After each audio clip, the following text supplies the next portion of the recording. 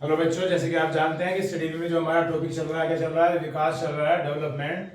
और इसकी पहली क्लास में हमने से सिद्धांत पढ़े थे, प्रिंसिपल्स पढ़े थे, और मनोवैज्ञानिकों ने इसे किस तरह से डिफाइन किया है, कैसे कैसे इसकी परिभाषाएं दी है, उनके बारे में भी हमने चर्चा की थी। अब जो आज का पीरियड है, यानी कि जो इसका सेकेंड पीरियड है, उसमें जो हम हेडिंग आ रहा है, यहाँ हम कुछ कारकों की बात करेंगे कि वे कारक, वे फैक्टर क्या हैं जो विकास को प्रभावित करते रहते हैं। चाहे वो किसी भी तरह का विकास हो, शारीरिक विकास हो, मानसिक विकास हो या अन्य तरह का विकास हो, वे कारक क्या हैं, वे फैक्टर क्या हैं जो जिम्मेदार हैं उसे प्रभावित करने के लिए। उनका जो प्रभाव होगा, कम हो या ज़्यादा हो, आयु के किसी भी एज ग्रुप में हो, किसी भी आयु वर्ग में हो, किसी भी अवस्था में हो, लेकिन प्रभाव जरूर पड़ेगा। लेकिन वो कितना पड़ेगा उसके बारे में हम चर्चा करते हैं। तो हेडिंग आएगा हमारा विकास को प्रभावित करने वाले कारक। विकास को प्रभावित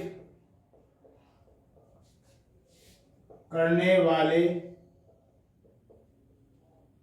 कारक, ये हमारा जो है मेन हेडिंग है इस पीरियड का, और काफी इंपॉर्टेंट भी है बच्चों। तो ध्यान से सुनना है और ध्यान से ही समझना है ताकि आपको कोई भी किसी भी तरह की दिक्कत ना हो। तो मैं इसे इंग्लिश में बोलना चाहूंगा, तो मैं बोलूंगा factors influencing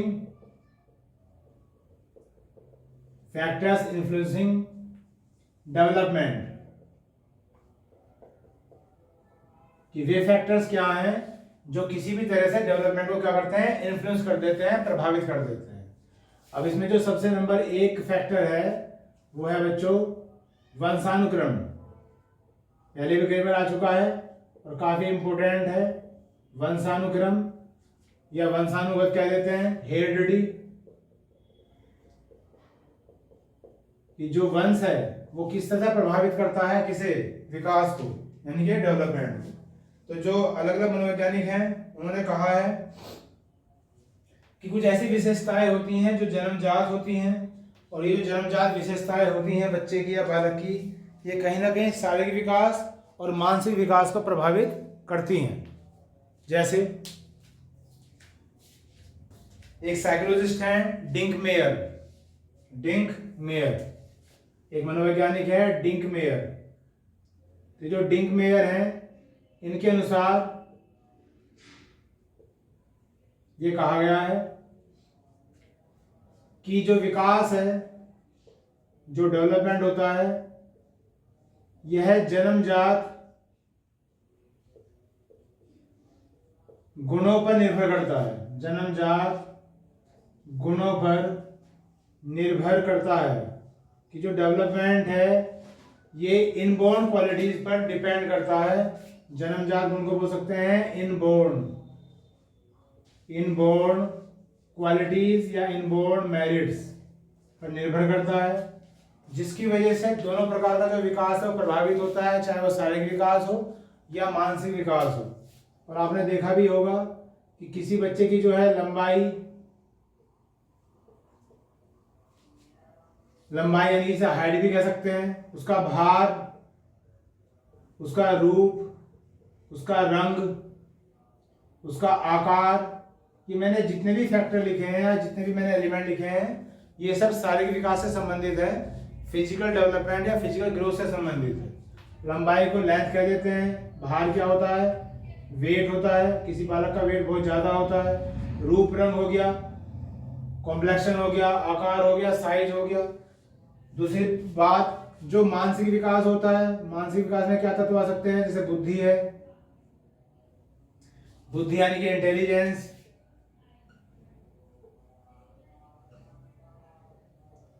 ठीक। उसके बाद सोचना, थिंकिंग प्रोसेस जो होता है, ठीक। ये सब किसके विकास होते हैं, ये सब मानसिक विकास के तत्व हैं। इसी प्रकार से संवेगात्मक विकास का क्या होता है, जो संवेग होते हैं, प्रेम भी है। तो यहाँ बात कर रहे हैं वंशानुगत की। तो ये कुछ योग्यताएं हैं, कुछ एलिमेंट्स हैं, जैसे मुझे इसमें एक और याद आया अभी, स्मृति क्या होती है, मेमोरी। तो ये तो है मानसिक गुण, मेंटल एबिलिटीज, ये है शारीरिक गुण, फिजिकल एबिलिटीज। तो डिंकमेयर ने कहा है और अन्य मनोवैज्ञानिकों ने भी कहा है कि ये गुण ऐसे होते हैं कि कहीं ना कहीं किस पे डिपेंड करते हैं, वंशानुक्रम पर डिपेंड करते हैं, हेरिडिटी पे डिपेंड करते हैं। और इनका होना या इनका कम होना या इनका ज्यादा होना कहीं ना कहीं शारीरिक विकास को और मानसिक विकास को प्रभावित करेगा, प्रत्यक्ष रूप से या अप्रत्यक्ष रूप से। इसलिए कह दिया जाता है कि वंशानुक्रम यानी कि हेरिडिटी जो है एक इंपॉर्टेंट फैक्टर है विकास में। ठीक, उसके बाद ये पहला फैक्टर हो गया बच्चों। उसके बाद दूसरा फैक्टर आगे देखते हैं, आगे क्या फैक्टर है। तो इसमें बहुत सारे फैक्टर हैं, जैसे व्यवहार है, एनवायरनमेंट है, बुद्धि है, आहार है और पोषण है, डिसीज है। ये सब चीजें हैं जो हम सोचते हैं और समझते हैं। इसमें एक और नियम आता है जिसे भिन्नता का नियम कहते हैं। ये जो नियम है इसके अंदर ही है, वंशानुक्रम के अंदर ही है। तो मैं यहां लिख रहा हूं इसे ए करके, और पढ़ा भी होगा आपने। भिन्नता का नियम, भिन्नता का नियम, इन्हें से बोल सकते हैं law of variation, law of variation. तो ये हम पहले भी पढ़ चुके हैं। तो मैंने आपसे कहा था अभी शायद पहले पीरियड में कहा था कि अगर एक ही माता पिता की 2 संतान हैं तो ये देखने को मिला है कि उनका जो विकास है वो अलग अलग होता है, उनकी जो पर्सनैलिटी है वो डिफरेंट होती है, वो सेम नहीं होती। तो इसी नियम को हम क्या कहते हैं, भिन्नता का नियम कहते हैं कि माता पिता एक ही हैं लेकिन उसके बावजूद भी उनकी जो विकास की प्रक्रिया है, जो प्रोसेस ऑफ डेवलपमेंट है, जो सोचने का एक परिवेश है, थिंकिंग क्राइटेरिया है, जो व्यक्तित्व है, पर्सनैलिटी है, सबकी अलग अलग होती है। बस इस नियम को ही कहा जाता है बच्चों भिन्नता का नियम, जो पार्ट हो जाएगा किसका, वंशानुक्रम का। उसके बाद एक नियम होता है जिसे कहते हैं प्रतिगमन का नियम, प्रतिगमन का नियम। ये बी पॉइंट है, यहां लिख लेते हैं। ये आपको शब्द सीखने पड़ेंगे, प्रतिगमन का नियम, क्योंकि वैसे तो हम बहुत चीजें समझते हैं लेकिन अगर ये लिखा आ गया प्रतिगमन तो हमें ऐसे सोचना ही पड़ेगा कि क्या वर्ड है, कैसे शब्द है, और जब तक इसकी मीनिंग नहीं होगी तब तक हमें प्रॉब्लम होगी। जैसे बोल सकते हैं लॉ ऑफ रिग्रेशन बोला जाता है, लॉ ऑफ रिग्रेशन। इस नियम में यह बताया गया है कि जैसे माता पिता होते हैं कोई जरूरी नहीं है कि उनकी जो संतान है, जो बालक है, उसका व्यक्तित्व भी ऐसे ही बने। जैसे उदाहरण के तौर पर अगर मान लिया माता पिता जो है काफी प्रतिभाशाली हैं या जो उनकी बुद्धि है काफी प्रबल है, मान लिया माता पिता है और वो काफी क्या है, प्रतिभाशाली है, काफी इंटेलिजेंट है, पढ़े लिखे हैं, शिक्षित हैं, प्रतिभाशाली हैं, तो कुछ जरूरी नहीं है कि जो उनकी संतान है, जो उनका बालक होगा या बालिका होगा, वो भी प्रतिभाशाली तो हो सकता है जो उसकी बुद्धि है वो दुर्बल बुद्धि हो सकता है वो बालक दुर्बल बुद्धि वाला हो, फीबल माइंडेड, मंद बुद्धि वाला हो। और जबकि ये क्या थे, इंटेलिजेंट थे। तो इस नियम को बोला जाता है प्रतिगमन का नियम, लॉ ऑफ रिग्रेशन। ये 2 नियम कई बार एग्जाम में आ चुके हैं बच्चों, इनका आप ध्यान रखेंगे। लॉ ऑफ वेरिएशन जो मैंने समझाया आपको, और लॉ ऑफ रिग्रेशन जो मैंने समझाया। और ये दोनों के दोनों नियम कहाँ पे हैं, वंशानुक्रम में, जो हमारा पहला फैक्टर था जो कहीं ना कहीं प्रभावित कर रहा था किसे, विकास को। उसके बाद दूसरा फैक्टर है बच्चों वातावरण, मैं भी जिक्र कर ही रहा था। तो दूसरा फैक्टर होगा वातावरण, जिसे कह सकते हैं एनवायरनमेंट। तो ये भी विकास को प्रभावित करेगा। जैसे कि हम जानते हैं कि जैसे ही बच्चा बाल्यावस्था में आता है उसका वातावरण जो है बहुत ही चेंज हो जाता है। वो स्कूल में जाता है, विद्यालय में जाता है, नए नए समूह बनाता है, ग्रुप बनाता है, नए नए बच्चों के संपर्क में आता है, उसमें से कुछ उसके मित्र बनते हैं, कुछ मित्र नहीं बनते हैं। तो वो अपने आप को समायोजित कर रहा है, एडजस्ट कर रहा है, किसमें, अपने नए वातावरण में। अब जैसे उसका वातावरण होगा, जिस तरह से वो वातावरण में अपनी क्रियाओं में भाग लेगा, कहीं ना कहीं जो विकास है, शारीरिक विकास या मानसिक विकास, ये भी इसके वातावरण से प्रभावित होंगे। अगर मान लिया बाल्यावस्था में भी आ जाता है या बाल्यावस्था के बाद उत्तर बाल्यावस्था में भी आ जाता है, लेटर चाइल्डहुड में भी आ जाता है, तो हम देखते हैं कि जो उसका घर का वातावरण है वो कैसा है। अगर घर के वातावरण जो है ऋणात्मक है, नेगेटिव है, झगड़ा रहता है या मतलब चीखना चिल्लाना रहता है, तो ये सब चीज़ें भी उसके विकास को प्रभावित करेंगी, मानसिक विकास को ज़्यादा प्रभावित करेंगी। तो कहीं ना कहीं जो वातावरण फैक्टर है ये भी काफ़ी इंपॉर्टेंट फैक्टर होता है किसी बालक के विकास को प्रभावित करने में। उसके बाद बच्चों होता है तीसरा जो इंपॉर्टेंट फैक्टर है वो है आहार। आहार कह सकते हैं या पोषण कह सकते हैं हिंदी में। आहार यानी कि फूड हो गया और पोषण हो गया, न्यूट्रिशन हो गया। अगर किसी बच्चे के फूड में यानी कि आहार में अच्छे पोषक तत्व हैं, अच्छे न्यूट्रिशंस हैं, उनमें सभी कैल्शियम हो गया, फास्फोरस हो गया, विटामिन होगी और प्रोटीन्स हो गए, कार्बोहाइड्रेट हो गए, उचित मात्रा में उसे मिल रहे हैं, तो कहीं ना कहीं उसका जो शारीरिक विकास है वो अच्छा ही होगा। और हम ये पहले पढ़ के आ चुके हैं कि अगर शारीरिक विकास अच्छा होगा तो जो मानसिक विकास है वो भी अच्छा होगा, इसलिए ये भी इंपॉर्टेंट फैक्टर हो जाता है, पोषण या आहार। उसके बाद नेक्स्ट पॉइंट है बच्चों रोग यानी कि डिसीज।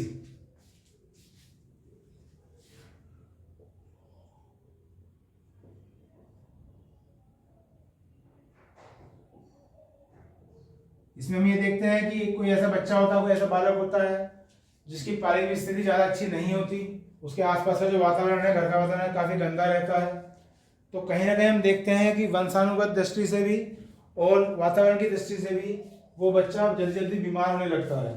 तो एक कुशल अध्यापक की ये जिम्मेदारी है या जो विद्यालय की जिम्मेदारी है कि एक टाइम टू टाइम जो है मेडिकल निरीक्षण कराया जाए ताकि बच्चों को ये देखा जाए कि उन्हें अंदर क्या प्रॉब्लम है, क्योंकि अगर ये प्रॉब्लम नहीं हटी तो आगे जाकर फिर वही होगा, जो शारीरिक विकास है वो अवरुद्ध हो जाएगा।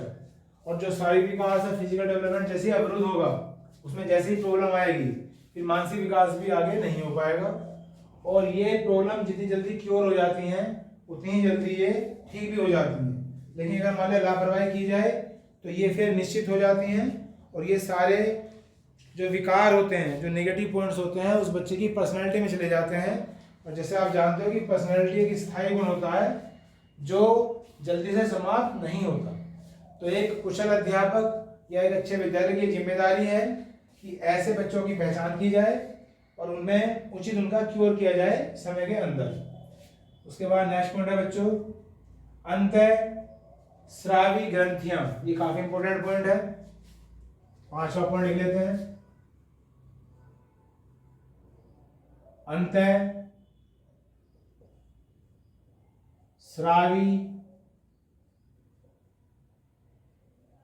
ग्रंथियां, इंग्लिश में बोलते हैं एंडोक्राइन। Endocrine glands. तो हम ये पहले ही पढ़ चुके हैं कि शरीर में शारीरिक बनावट में कुछ अंतःस्रावी ग्रंथियां होती हैं, कुछ ग्लैंड्स होती हैं। जैसे आपने नाम सुना होगा थायराइड, एक सुना होगा पैराथायराइड, उसके बाद एक सुना होगा आपने गोनेड ग्लैंड्स। तो इनके अपने अपने जो है कार्य होते हैं। जैसे जो थायराइड ग्रंथि होती है उससे किसी बालक की लंबाई निर्भर करती है, तो यहाँ लिख लेते हैं, ये इंपॉर्टेंट है। जो थायराइड ग्रंथि होती है उस पर किसी बालक की जो है लंबाई निर्भर करती है। कैसे करती है वो तो भी बताऊंगा।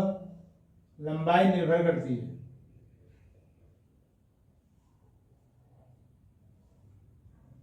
थायराइड ग्लैंड पर। उसके बाद एक होती है पैराथायराइड, पैराथायराइड ग्रंथि।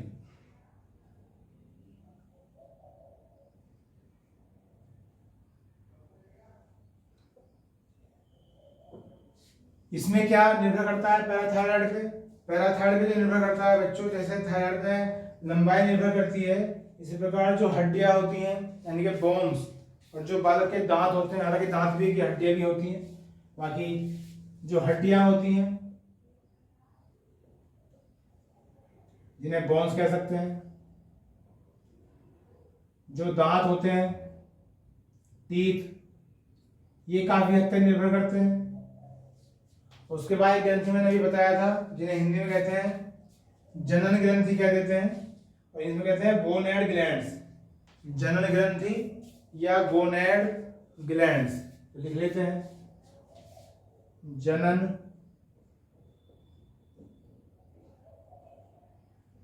ग्रंथियां, इनसे बोलते हैं गोनेड ग्लैंड्स। तो ये जो ग्रंथियां ये निर्भर, मतलब इन पे जो निर्भर करता है वो करता है कि जैसे मान लिया कोई बालक है और एक बालिका है, तो जो बालक का स्वरूप होता है उसमें कुछ शारीरिक चेंजेस आते हैं, बालिकाओं में भी चेंजेस आते हैं और बालक में भी आते हैं। अब जैसे बालक है तो जैसे वो बड़ा होगा उसमें दाढ़ी, बियर्ड,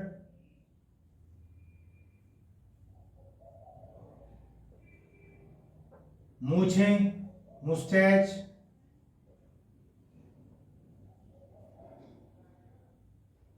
या भारी आवाज, ये गुण किसके होते हैं? एक बालक के होते हैं, जो समय के साथ साथ बाद में क्या हो जाता है, पुरुष हो जाता है। लेकिन जैसे बालिकाएं होती हैं तो उसमें क्या होता है, कुछ स्त्रीत्व के गुण होते हैं। पुरुषों के मुकाबले जो आवाज होती है थोड़ी सी हल्की होती है, पैनी होती है, शार्प होती है। तो कुछ इस तरह की जो चेंजेस आते हैं, जो शारीरिक परिवर्तन होते हैं, जो शरीर में परिवर्तन होते हैं, तो किसकी वजह से होते हैं? जनन ग्रंथियों के स्राव की वजह से होते हैं, सीक्रेशन ऑफ गोनेड ग्लैंड्स। तो जो हमारा पॉइंट था बच्चों वो क्या था? अंतःस्रावी ग्रंथियां। तो मैंने आपको बताया कि जो अंतःस्रावी ग्रंथियां होती हैं इन्हें एंडोक्राइन ग्लैंड्स कहते हैं, पहली बात तो। और इन ग्रंथियों से, इन ग्लैंड से क्या होता है, टाइम टू टाइम स्राव होता रहता है, सीक्रेशन होता रहता है। तो जो हार्मोन्स वगैरह निकलते हैं उन्हीं की वजह से सब चीजें होती हैं। यहाँ तक कि जो संवेग होते हैं, प्रेम, क्रोध, वो भी आपने पढ़ा होगा, वो भी किसकी वजह से होते हैं? हार्मोन्स की वजह से ही होते हैं। देखिए मुख्य रूप से 3 ग्रंथि हैं जो मैंने आपको बताई। थायराइड ग्रंथि जो लंबाई पर निर्भर करती है, बालक की लंबाई ज्यादा होना, उपयुक्त होना या कम रह जाना कहीं ना कहीं थायराइड ग्रंथि में निर्भर भी करता है। पैराथायराइड ग्रंथि जो हड्डियां होती हैं, जो दांत होते हैं, ये इसके सीक्रेशन में निर्भर करते हैं। और जैसे मैंने बताया कि पुरुष में पुरुषत्व के गुण आ जाना और नारी में नारीत्व के गुण आ जाना, ये कहीं ना कहीं जनन ग्रंथियों पर निर्भर करते हैं। तो एक पॉइंट हो गया बच्चों हमारे कितने? 5। तो जो हमारा टॉपिक चल रहा है, क्या चल रहा है? कारक चल रहा है वंशानुक्रम। उसके बाद इसे रब कर देते हैं।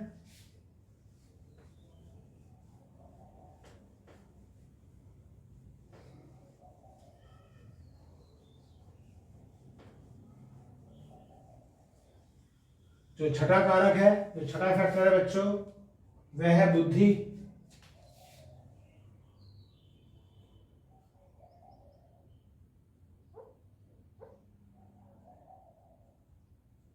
जिसे कहते हैं इंटेलिजेंस।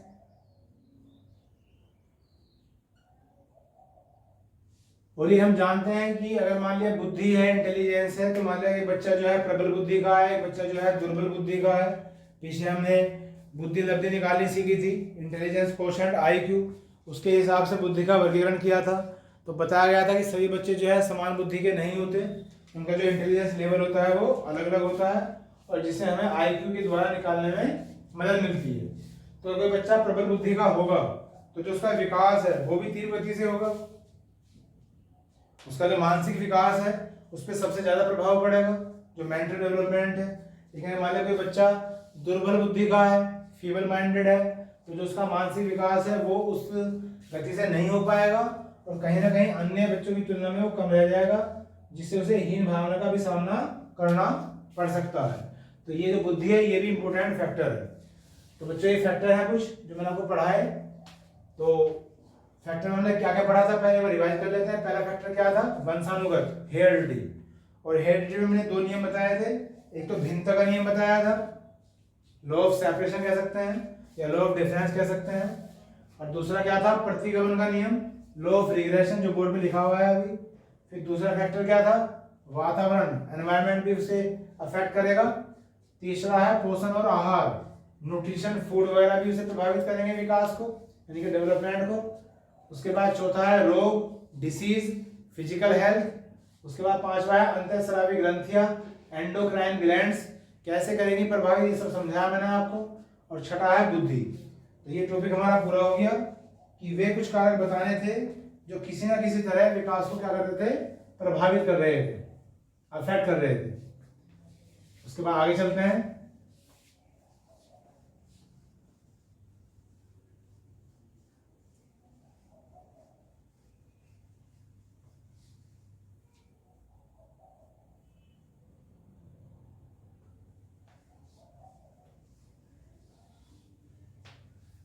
ये सारा जितना ही मैटर आपको पढ़ाया जा रहा है काफी इंपोर्टेंट है, तो ध्यान करें और ध्यान से समझें। उसके बाद इसी विकास चल रहा डेवलपमेंट, तो इसमें जो नेक्स्ट हेडिंग आता है बच्चों, जो मैं बात कर ही रहा था कि रोज के अनुसार, हल्लों के अनुसार जितने भी मनोवैज्ञानिक उन्होंने अलग अलग अवस्थाएं बताई हैं, तो हेडिंग है विकास की विभिन्न अवस्थाएं।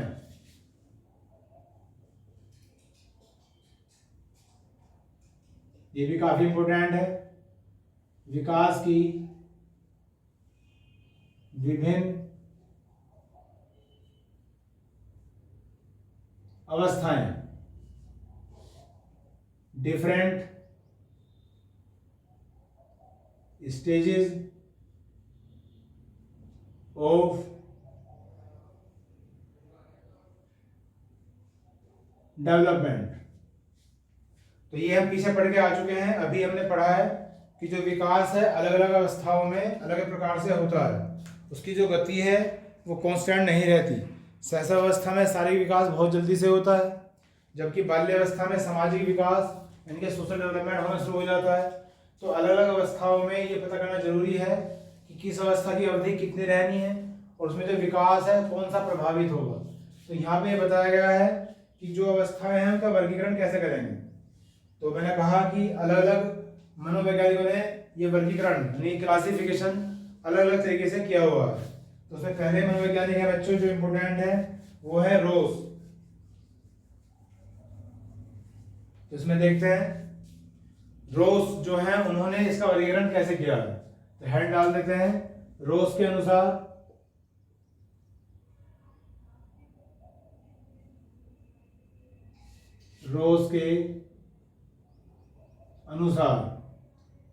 जो स्टेजेस हैं इनका क्लासिफिकेशन करना है, इनका वर्गीकरण करना है। तो रोस ने जो पहला पॉइंट कहा है बच्चों, वो कहा है जो सबसे पहला आएगा क्या आएगा, सहसावस्था आएगी, जिसमें अभी समझाया था आपको। तो उसने कहा है कि जो सहसावस्था होती है वो होती है 1 से 3 वर्ष तक। अलग अलग वर्गीकरण है सबका, ये थोड़ा सा आप देखिए क्या कहा गया है। तो जो सहसावस्था होती है जिसे इंग्लिश में कहते हैं इन्फेंसी, इसका जो एज ग्रुप बताया है वो बताया है 1 से 3 वर्ष। 1 से 3 साल तक क्या होता है, सहसावस्था होती है। उसके बाद जो दूसरा पॉइंट आएगा बच्चों वो है पूर्व बाल्यावस्था। पूर्व बाल्यावस्था बताया है नंबर 2, पहले लिख लेता हूं, पूर्व बाल्यावस्था जिसे इसमें कह सकते हैं अर्ली चाइल्डहुड।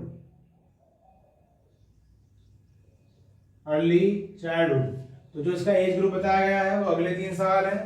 1 से 3 वर्ष तक तो वो था, यहाँ कहा गया है 3 से 6 वर्ष तक। 3 से 6 वर्ष तक की जो आयु सीमा होती है वो पूर्व बाल्यावस्था में होती है, 3 to 6 ईयर्स, 3 से 6 साल। उसके बाद तीसरा पॉइंट आता है बच्चों जिसे कहा गया है उत्तर बाल्यावस्था। उत्तर बाल्यावस्था जिसे कह सकते हैं इसमें लेटर चाइल्डहुड। इसका जो एज ग्रुप है इस बार 6 का डिफरेंस आएगा, 6 से 12 साल, 6 to 12 ईयर्स। उसके बाद जो चौथा पॉइंट है वो इसमें आ जाएगा किशोरावस्था जिसे एडोलेसेंस कहते हैं, और इसमें अगले 6 साल काउंट हो जाएंगे। तो चौथा है बच्चों किशोरावस्था, हिंदी में बोलते हैं, इंग्लिश में बोलते हैं एडोलेसेंस।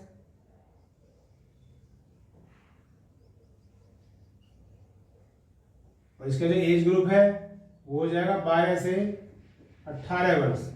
तो ये जो 4 लाइन मैंने आपको लिखी, ये वर्गीकरण किया है किसने? रोज ने।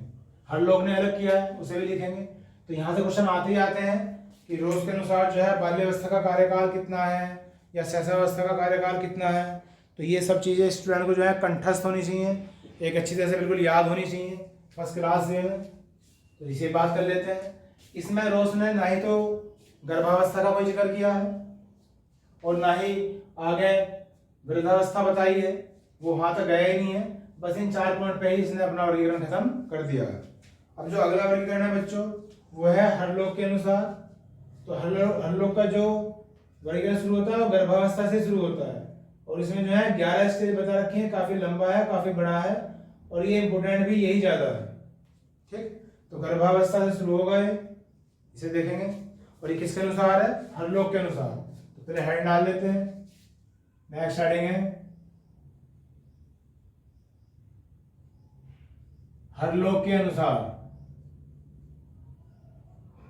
अकॉर्डिंग टू हर लोग। यहां हेडिंग हो गया। अब इसमें जैसे मैं बताया था कि जो पहला स्टार्टिंग होगी कहां से होगी? गर्भावस्था से होगी। और गर्भावस्था को इंग्लिश में क्या कहते हैं? प्री नेटल पीरियड कह देते हैं। तो गर्भावस्था लिखना पड़ेगा नंबर 1, गर्भावस्था। इसे इंग्लिश में कहा जाता है प्री नेटल पीरियड। और इसकी जो समय सीमा बताई है वो बताई गई है कि गर्भाधान से लेकर जन्म तक, कि जब गर्भाधान हो जाएगा, जब गर्भाधारण हो जाएगा तब से लेकर जब बच्चे का जन्म होगा। तो गर्भाधान से जन्म तक ये पहली स्टेज बताई है। उसके बाद जो नंबर 2 है बच्चों, अब बच्चे का क्या हो गया है? जन्म हो गया है। तो अब शैशवावस्था आएगी। जो शैशवावस्था पहली स्टेज थी किसके अनुसार? रोज के अनुसार। तो शैशवावस्था आ जाएगी। अब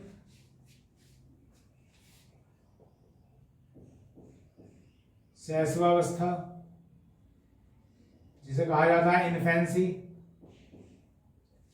और यहां कहा गया है कि जन्म से 2 सप्ताह तक, जन्म से 2 सप्ताह तक, 2 सप्ताह का मतलब 14-15 दिन तक, 14 to 15 डेज तक जो अवस्था बताई है हर लोग ने, वो बताइए शैशवावस्था, जो दूसरे नंबर पे है। उसके बाद तीसरी अवस्था आएगी बचपन अवस्था। ये अवस्था इन्होंने इंट्रोड्यूस करी है। तो तीसरा है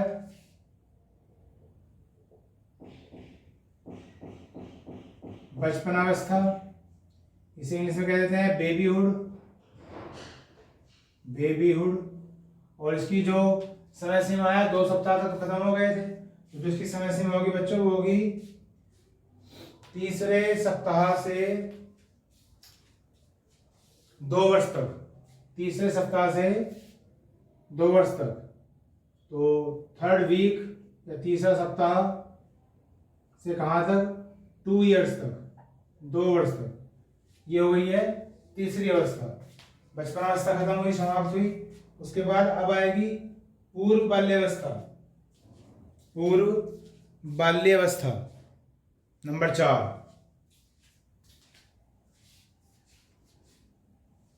यहां लिख लेते हैं। नंबर 4 है पूर्व बाल्यावस्था, जिसे बोलेंगे अर्ली चाइल्डहुड, अर्ली चाइल्डहुड। और जो समय सीमा है 2 साल पूरे हो गए थे, तो ये आएगा 3 साल से लेकर 6 साल तक। 3 साल से जो 6 साल तक की अवस्था होती है वो होती है पूर्व बाल्यावस्था। 3 साल से लेकर 6 साल तक हर लोग के अनुसार। तो 3 years to 6 years। उसके बाद 5वां पॉइंट आएगा उत्तर बाल्यावस्था, उत्तर बाल्यावस्था। जिसे बोलेंगे लेटर चाइल्डहुड, और इसकी जो एज है बच्चों 6 साल पूरे हो गए, यह है 7 years to 6 years to 12 years। 6 साल से जो 12 साल की अवस्था होती है बच्चे की, वो होती है उत्तर बाल्यावस्था। उसके बाद नेक्स्ट होता है जिसे कहते हैं हिंदी में व्यय संधि। व्यय संधि बोला जाता है हिंदी में, ये भी नया है, बाकी क्या है क्यों है सभी डिस्कस करेंगे। तो नंबर 6 है व्यय संधि, इसे इंग्लिश में कहते हैं प्यूबर्टी। और इसका जो कार्यकाल होता है वो होता है 13 साल से 14 साल, 13 to 14 years का जो समय होता है उसे कहा जाता है प्यूबर्टी, व्यय संधि। इनमें क्या क्या इंपॉर्टेंट है वो भी हम डिस्कस करेंगे, फिर टेबल बना लेते हैं। उसके बाद अब हो जाती है शुरू किशोरावस्था, एडोलेसेंस। तो ये है पूर्व किशोरावस्था आएगी, पूर्व किशोरावस्था। नंबर 7 पॉइंट है पूर्व किशोरावस्था। पहले लिख लेता हूं फिर मैं कंपेयर करके दिखाऊंगा आपको। तो इसे बोलेंगे अर्ली एडोलेसेंस,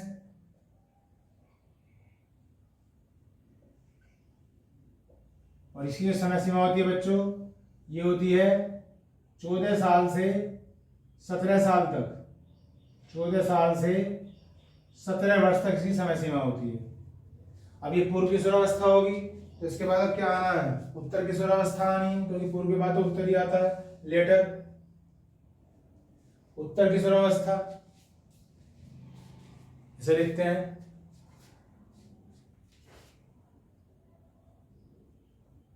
उत्तर किशोरावस्था, जिसे बोलते हैं लेटर एडोलेसेंस। 17 वर्ष तक हो गया था बच्चों, 13 से 14। तो ये होता है 18 से 21 वर्ष तक। 18 से 21 वर्ष तक की जो अवधि होती है किसी बच्चे के लिए वो होती है उत्तर किशोरावस्था। उसके बाद आता है प्रौढ़ावस्था। नंबर 9 पॉइंट है प्रौढ़ावस्था। प्रौढ़ावस्था हिंदी में बोलते हैं, इंग्लिश में बोलेंगे एडल्टहुड, एडल्टहुड। इसकी जो समय सीमा होती है वो होती है लगभग 22 साल से 40 वर्ष तक की जो एज होती है इसे कहा जाता है प्रौढ़ावस्था। उसका मैंने कहा था कि इसमें 11 पॉइंट आने हैं, तो 9 तो हो चुके हैं, 2 पॉइंट हो रह गए हैं। अब प्रौढ़ावस्था के बाद क्या आएगा, मध्यावस्था आएगा, और फिर क्या आ जाएगा, वृद्धावस्था आ जाएगा। तो आएगी मध्यावस्था, जिसे इंग्लिश में बोल सकते हैं मिडिल एज, मध्यावस्था, मध्यावस्था जिसे बोला जाता है मिडिल एज। और ये होती है 40 हो गए थे तो 41 से लेकर 60 वर्ष तक की जो आयु होती है। और फिर नंबर 11 है वृद्धावस्था, वृद्धावस्था जिसे इंग्लिश में कहते हैं ओल्ड एज, ओल्ड एज। और ये होती है 61 वर्ष से मृत्यु तक, डेथ तक। ठीक बच्चों, यह टेबल पूरा हो गया। अब इसे पर मैं समझा देता हूँ, और जो कुछ नए बातें हैं जिनके बारे में मुझे बतानी है उसके बारे में हम चर्चा करेंगे। तो ये है विकास की विभिन्न अवस्थाएं, डिफरेंट स्टेजेस ऑफ डेवलपमेंट। काफ़ी इंपॉर्टेंट पार्ट है सीडीपी का, तो ध्यान से सुनिएगा। इनमें काफ़ी कन्फ्यूजन भी होता है, क्योंकि किसी बुक में कुछ लिखा होता है, किसी बुक में कुछ लिखा होता है। लेकिन मैंने कहा ना कि बहुत सारे मनोवैज्ञानिक हैं, तो उनकी अवधारणाएं भी अलग अलग हैं। मैंने 2 बताए हैं, रोज और हर्लो, क्योंकि ये काफ़ी इंपॉर्टेंट हैं। अगर आप किसी बुक में किसी अन्य मनोवैज्ञानिक पढ़ रहे हो तो वो इनसे चेंज होगा डेफिनेटली। वो या 2-3 स्टेज कम कर देगा, ज़्यादा कर देगा, या इनमें जो गैप है कम या ज़्यादा कर देगा। तो अपने हिसाब से सब चीज़ें अलग होती हैं, तो वहाँ पर कन्फ्यूज नहीं होना। तो रोज के अनुसार सिर्फ 4 ही अवस्थाएं हैं, 4, जबकि हर लोग के अनुसार कितनी है, 11। तो पहले 4 में सहस्रावस्था से शुरू हुआ, 1 से 3 साल सीधा, फिर 3 से 6 साल, और फिर 6 साल का गैप आएगा, 6 से 12, और फिर 6 साल का गैप आएगा, 12 से 18। तो 3 3 6 6, एक मोटे तौर पे मैंने आपको ऐसे बता दिया।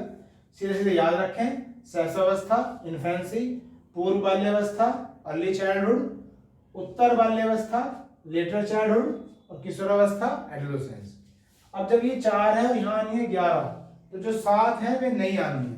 उन 7 में कौन कौन सी आई है, गर्भावस्था ऐड कर दी है शुरू में ही, ठीक, प्रीनेटल पीरियड। फिर एंड में देखेंगे तो मध्यावस्था मिडिल एज आ गई, वृद्धावस्था आ गई, ओल्ड एज आ गई। यहाँ किशोरावस्था एक ही थी, यहाँ किशोरावस्था भी 2 आ गई है, पूर्व किशोरावस्था उत्तर किशोरावस्था। एक ये नहीं आई है व्यसंधि यानी कि प्यूबर्टी। ये पूर्व बाल्यावस्था और उत्तर बाल्यावस्था सेम ही है। यहाँ पूर्व बाल्यावस्था 3 से 6 साल है, यहाँ देखो 3 से 6 साल है। यहाँ उत्तर बाल्यावस्था जो है 6 से 12 है, और यहाँ भी क्या है 6 से 12 है। तो ये दोनों चीज क्या है, कॉमन ही है, ठीक। तो कहीं ना कहीं कुछ सिमिलरिटी है और कुछ डिफरेंसेस है, तो उन्हें हमें बहुत ध्यान से देखना होगा। अब इनके बारे में कुछ समझा देता हूँ कि जो नई नई बातें हैं जो हमें पता होनी चाहिए, जैसे व्यसंधि आया है, प्यूबर्टी, ये क्या होता है। तो कुछ चीजें ऐसी हैं जिनकी हम जानकारी रखते हैं, और कुछ चीजें ऐसी हैं जिनकी हम जानकारी नहीं रखते। तो इसके बारे में क्या इंपॉर्टेंट बात हो सकती है बच्चों। सबसे पहले बात करते हैं गर्भावस्था की। तो मैंने अभी थोड़ी देर पहले भी कहा था कि गर्भावस्था में जो शारीरिक विकास होता है, जो फिजिकल ग्रोथ होती है, जो फिजिकल डेवलपमेंट होता है, सबसे तेजी गति से माना जाता है। और ये बात मनोवैज्ञानिकों ने पुष्टि भी की है इसकी, कि बाद में जो विकास की गति है वो धीमी हो जाती है। तो इसके लिए आप इसे ध्यान में रखें, प्रीनेटल पीरियड को। उसके बाद कहा गया है कि जो सहस्रावस्था होती है, इसे समायोजन की अवस्था भी कह दिया जाता है। इसमें बच्चा जो है समायोजन को सीखता है कि किस तरह से समायोजन करना है। थोड़ा सा मैं लिख देता हूँ ताकि आपकी थोड़ा सा और हेल्प हो जाए। ये वाला पार्ट मैं रब कर देता हूँ, क्योंकि एक ही शब्द लिख दूंगा तो उससे थोड़ी सी आपको आसानी हो जाएगी। सुनाऊंगा तो सिर्फ कानों तक बात पहुंचेगी, यहाँ आपकी आंखें भी एक्टिव रहेंगी तो थोड़ा सा फर्क पड़ेगा। तो जो पहली है बच्चों क्या, गर्भावस्था, इसी के आगे लिख रहा हूं मैं। तो मैंने ये बताया कि जो गर्भावस्था जो याद की जाती है, क्यों की जाती है, क्योंकि इसमें जो शारीरिक विकास होता है, एक एक लाइन में इंपॉर्टेंट है वो मैं लिख रहा हूँ। जो शारीरिक विकास होता है, जो फिजिकल डेवलपमेंट होता है, इसमें बहुत तेजी होती है, इसमें बहुत स्पीड होती है, बहुत फास्ट होती है शारीरिक विकास की जो गति होती है, इसलिए आप इसे याद रखें। उसके बाद जो सहस्रावस्था है, इसमें समायोजन करना सीखता है बच्चा, यानी कि शुरू के 15 दिन में वो समायोजन करता है, एडजस्टमेंट कहते हैं, इसलिए इसे समायोजन, इसलिए इसे समायोजन की अवस्था भी कहा जाता है मनोवैज्ञानिकों के द्वारा। समायोजन की अवस्था जिसे इसे बोल सकते हैं stage of adjustment, stage of adjustment. इस तरह से मैं एक एक लाइन लिख रहा हूं। ये नंबर 1 के लिए हो गया है, ये नंबर 2 के लिए हो गया है। अब क्या आ गया, बचपनावस्था आ गया है, बेबीहुड। बचपनावस्था में देखा गया है कि यहाँ पे जो बच्चे होते हैं दूसरों पर ही निर्भर होते हैं, और इस अवस्था में जो है संवेग विकसित होते हैं, इमोशंस विकसित होते हैं, ठीक। तो ये जो अवस्था जो एक लाइन मुझे लिखनी चाहिए, प्रॉपर्टी तो बहुत सारी होती हैं, मैं यहाँ लिख रहा हूँ कि संवेग प्रधान होती है। ये जो अवस्था है संवेग प्रधान होती है, इसमें जो संवेग हैं वे उत्पन्न होते हैं। जो इमोशंस हैं, इमोशंस ओरिएंटेड होती है ये स्टेज, इसे ऐसे आप याद रखें। ये हो गया तीसरा। अब मैं यहाँ से शुरू करूंगा, नंबर 4 5 से, तो यहाँ जगह नहीं है तो मैं इधर लिख दूंगा, आप सुनते रहें और समझते रहें। तो बचपनावस्था किसके लिए फेमस है बच्चों, ये संवेग प्रधान है। उसके बाद अब क्या आया, बाल्यावस्था आ गया। तो बाल्यावस्था तुम्हारा 2 लिखी हुई थी, पूर्व बाल्यावस्था और उत्तर बाल्यावस्था। मैं सिर्फ यहाँ लिखूंगा बाल्यावस्था। और इसमें क्या क्या गुण आते हैं, इसमें एक तो जिज्ञासु प्रवृत्ति होती है, जानने की इच्छा, और एक समूह प्रवृत्ति होती है, ग्रुप बनाने की प्रवृत्ति होती है। तो यहाँ जगह है नहीं, तो 4 और 5 को एक साथ जोड़ दिया मैंने, 4 और 5, और यहाँ लिख दिया गया है बाल्यावस्था, जिसे इंग्लिश में क्या कहते हैं, चाइल्डहुड कहते हैं। और मैंने यहाँ क्या कहा है कि एक तो जिज्ञासु प्रवृत्ति होती है इसमें उत्पन्न, क्यूरियोसिटी, बच्चा जो है क्यूरियस हो जाता है, ठीक। और एक होती है समूह बनाने की प्रवृत्ति, जो समूह है, जो ग्रुप हैं, उन्हें बनाता है, नए नए मित्र बनाने का प्रयास करता है। तो ये जो 4 और 5 पॉइंट है, ये इन 2 शब्दों से आप पहचान सकते हो, जान सकते हो। उसके बाद बच्चों है व्यसंधि, प्यूबर्टी। ये क्या है प्यूबर्टी, इसके बारे में बात करते हैं। तो ये पॉइंट कौन सा था, नंबर 6। तो मैंने यहाँ लिख दिया है नंबर 6, नाम दोबारा नहीं लिख रहा हूं मैं। प्यूबर्टी, व्यसंधि। तो इसमें कहा गया है कि यह बाल्यावस्था और किशोरावस्था के बीच में, यहाँ लिख सकते हैं कि यह बाल्यावस्था और किशोरावस्था, बाल्यावस्था और किशोरावस्था, यानी कि चाइल्डहुड और एडोलेसेंस, इन दोनों को जोड़ने का प्रयास करती है, या इन दोनों अवस्थाओं को जोड़ती है। इन दोनों को जोड़ने के लिए एक सेतु का काम करती है, एक ब्रिज का काम करती है। और इसकी जो अवस्था है बहुत ही कम होती है, जैसा आप देख रहे हो 13 से 14 साल, ठीक, 1 साल। ये माना गया है कि जो बालिकाएं हैं, बालिकाओं में लगभग अवधि 1.5 से 2 साल होती है, जबकि बालकों में अवधि सिर्फ और सिर्फ 1 साल होती है। और इसमें जितने भी शारीरिक अंग होते हैं, उनकी बनावट या उनका शारीरिक विकास पूरी तरह से हो जाता है इस अवधि में। इसलिए इस अवधि को व्यसंधि या प्यूबर्टी कहा जाता है। आपने सुना भी होगा एक शब्द व्यस्क। तो व्यस्क में भी किससे बना है, व्यय से बना है, यानी कि जो शारीरिक अंग हैं उनका पूरी तरह से विकास हो जाना इसी अवस्था में होता है, इसलिए इसे व्यसंधि या प्यूबर्टी कहते हैं बच्चों। उसके बाद है किशोरावस्था। अब किशोरावस्था तो हम पहले भी जानते हैं, पढ़ चुके हैं। यहाँ 2 भाग हैं इसके भी, 7 और 8। तो मैं दोनों कंबाइन करके लिख रहा हूँ 7 और 8, किशोरावस्था। किशोरावस्था को हम जानते हैं संवेगों की अवस्था होती है, तनाव की अवस्था होती है, टेंशन बहुत ज्यादा होती है, कल्पनाएं करते रहते हैं, सोचते रहते हैं भविष्य के बारे में, परिवार के बारे में। बहुत सारी जिज्ञासा तो पहले बन चुकी हैं, अब नई नई चीजें जो है दिमाग में आती रहती हैं। इसकी वजह से हमारा जो मस्तिष्क है वो काम करता रहता है, सोचने में व्यस्त रहता है, और चिंताएं इस अवस्था में बहुत ज्यादा बढ़ जाती हैं। इसमें शारीरिक और मानसिक समायोजन में भी बहुत ज्यादा कठिनाई का सामना करता है। और संवेगात्मक विकास बहुत जरूरी है, सामाजिक विकास बहुत जरूरी है, क्योंकि यहाँ पे बहुत सारी उथल पुथल होती है मन में। संवेगों की अवस्था भी इसे कह देते हैं। यहाँ पे जो है संवेग प्रधान होती है, संवेग बनते हैं किसमें, बचपन अवस्था में। लेकिन जो संवेग जहाँ सबसे ज्यादा स्पीड में होते हैं वो कौन सी होती है, किशोरावस्था। तो 7 और 8 पॉइंट आप ऐसे समझ सकते हैं। तनाव की अवस्था लिख दी मैंने फिलहाल में, टेंशन। उसके बाद है प्रौढ़ावस्था, मध्यावस्था और वृद्धावस्था। इनमें ऐसे कुछ ज्यादा है नहीं बताने को, फिर भी कुछ ना कुछ बताएंगे। जैसे जो प्रौढ़ावस्था होती है 22 से 40 साल, पूर्ण नंबर है कौन सा आपका, 9। मैं लिख लेता हूं 9।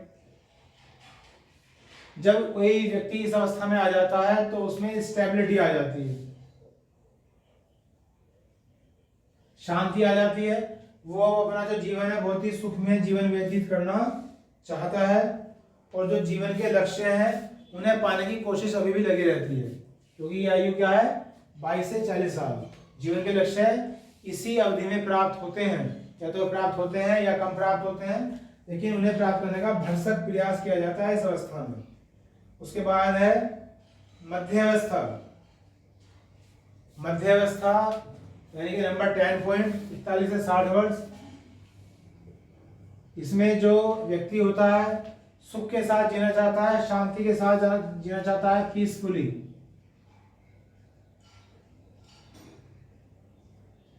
और उसमें जो तनाव है वे खत्म हो जाते हैं, जो उसके पास है उससे वो संतुष्ट नजर आता है, और ये कहलाती है क्या, मध्यावस्था।